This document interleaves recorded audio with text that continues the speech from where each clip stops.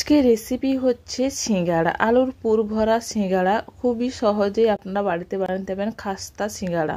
তার জন্য এখানটায় আমি প্রথমে ময়দার ডোটা তৈরি করে নেব। ময়দার ডো তৈরি করার জন্য দিয়েছি স্বাদ মতন লবণ, আর দিয়েছি কালো জিরে, আর সঙ্গে দিয়েছি এখানে ময়নের জন্য ডালডা ঘি।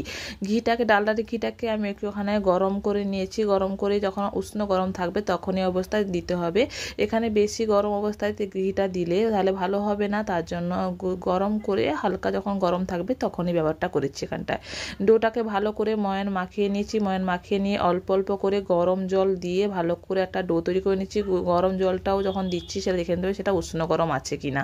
গরম জল দিয়ে অবশ্যই মাখবেন, তাহলে খুবই ভালো হবে এই সিঙ্গাড়ার রেসিপিটা। তাই এটাকে ডোটাকে ভালো করে মাখিয়ে দিয়ে একটা সাইডে রেখে দিচ্ছি। এখানটায় আমি ভাজা মশলাটা তৈরি করে নিচ্ছি। ভাজা মশলার জন্য নিয়েছি ধনে, জিরে, শুকনো লঙ্কা আর এলাচ। দুটো এলাচ দিয়ে ভালো করে মশলাটাকে গুঁড়ো করে রেখে দিচ্ছি শুকনো খোলায় ভেজে নিয়ে। এরপর একটা সাইডে আমি কড়াইয়ে তেল গরম করে তাতে বাদামটাকে ভেজে নিচ্ছি।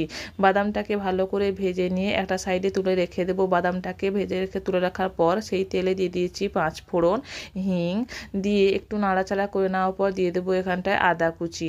আদা কুচিটাকে একটু তেলের সঙ্গে নাড়াচাড়া করে নেওয়ার পর দিয়ে দেবো কাঁচা লঙ্কা আর আদাটাকে ভালো করে নাড়াচাড়া করতে হবে কিছুক্ষণ, যাতে আদার কাঁচা গন্ধটা না থাকে ততক্ষণ পর্যন্ত নাড়াচাড়া করতে হবে। গুঁড়ো মশলা এখানটা দিয়ে দিচ্ছি হলুদ গুঁড়ো, লঙ্কা গুঁড়ো দিয়ে ভালো করে একটু জল দিয়ে ভালো করে কষিয়ে নিতে হবে। লঙ্কা গুঁড়ো এখানটায় বলতে আমি দিয়েছি কাশ্মীরি লঙ্কার গুঁড়ো। মশলাটাকে ভালো করে কষিয়ে নেওয়ার সময় দিয়ে দিচ্ছি জিরে গুঁড়ো দিয়ে মশলাকে ভালো করে কষিয়ে নিতে হবে। যতক্ষণ না তেল বেরোচ্ছে ততক্ষণ পর্যন্ত কষিয়ে নিতে হবে। মশলা কষানো হয়ে এসছে। এখানটায় আমি ব্যবহার করছি স্বাদ মতন লবণ আর চিনি।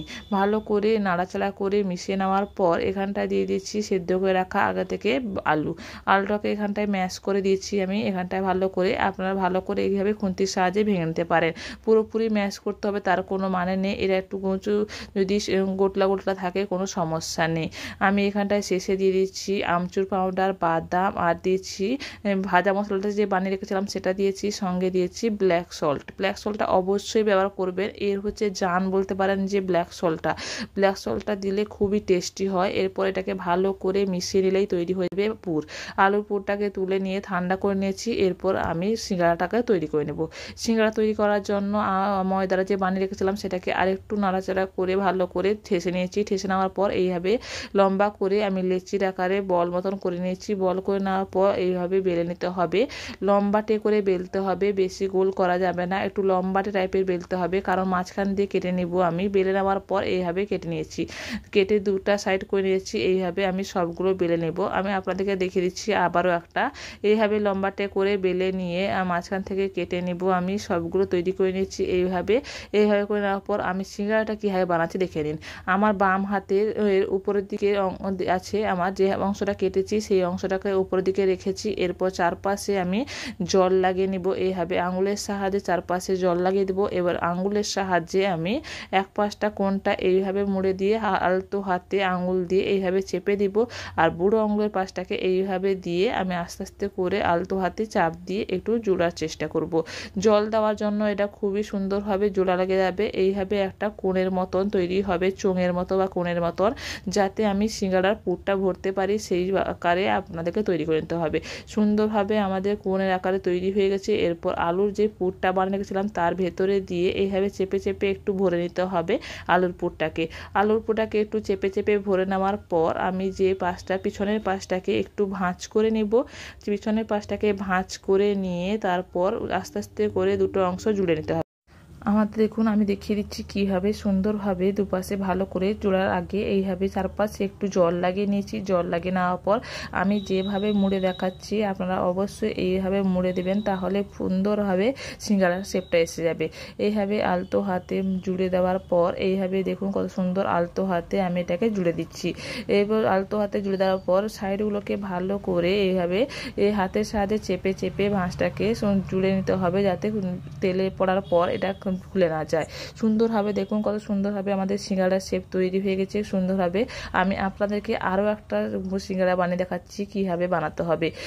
আপনাদেরকে দেখুন কত সুন্দরভাবে চারপাশে আমি জল লাগিয়ে নিয়েছি। এরপর আঙুলের সাহায্যে একটু বাসে মুড়ে নিয়ে একটু কোণের কাছে যে পাশে মুখটা হবে সেখানে আমি একটু চাপ দিয়ে বুড়ো আঙুলের সাহায্যে উল্টো পাশটায় আবারও লাগিয়ে নিয়ে আমি আলতো আলতো হাতে এইভাবে কোণটাকে তৈরি করে নিচ্ছি। কোণটা আমার তৈরি হয়ে গেছে। কোণের ভিতর পুর ভরে নেব। পুর ভরে নেওয়া পালা। পুরটাকেও চেপে চেপে ভালো করে পুরটা ভর্তি করে নিতে হবে। পুরটা ভর্তি করে নেওয়ার পর চারপাশে এইভাবে জল লাগিয়ে দিব। জল লাগিয়ে দেওয়ার পর এখানে মুড়ে দিয়ে আলতো হাতে আস্তে আস্তে করে দুটো মুখ জুড়ে দিতে হবে।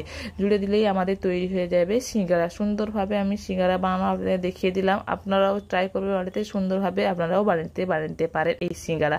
সব সিঙ্গাড়া আমার তৈরি হয়ে গেছে। দেখুন কত সুন্দরভাবে আমার সিঙ্গাড়াগুলো তৈরি হয়ে গেছে। খুবই সহজ এটা বানানো, আপনারা ট্রাই করে দেখবেন। খুবই সহজ, আপনারা অবশ্যই পারবেন। এরপর কড়াইয়ে তেল গরম করে নিচ্ছি। হালকা যখন তেলটা গরম থাকবে সেই অবস্থায় সিঙ্গাড়াগুলোকে ছেড়ে দিতে হবে। বেশি তেল গরম করে যদি ছেড়ে দেন তাহলে পুড়ে যাওয়ার সম্ভাবনা থাকে, তাই যখন হালকা গরম থাকবে তেলটা তখনই সিঙ্গাড়াগুলোকে ছেড়ে দিতে হবে। লো টু মিডিয়াম ফ্লেমে রেখে আস্তে আস্তে করে সিঙ্গাড়াটাকে ভেজে নিতে হবে। ব্রাউন করে আমার সিঙ্গাড়াটা ভাজা হয়ে গেছে। খুবই খাস্তা হয়েছে সিঙ্গাড়াটা, খুবই সুন্দরভাবে তৈরি হয়ে গেছে সিঙ্গাড়া। আপনাদের যদি ভিডিওটা ভালো লাগে লাইক শেয়ার করে দেবেন, আর আমার চ্যানেল যদি প্রথমবার সেখানে সাবস্ক্রাইব করে দেবেন, পাশে থাকা বেল আইকনটা অন করে দেবেন নতুন নতুন ভিডিও নোটিফিকেশনের জন্য। Thank you for watching my video.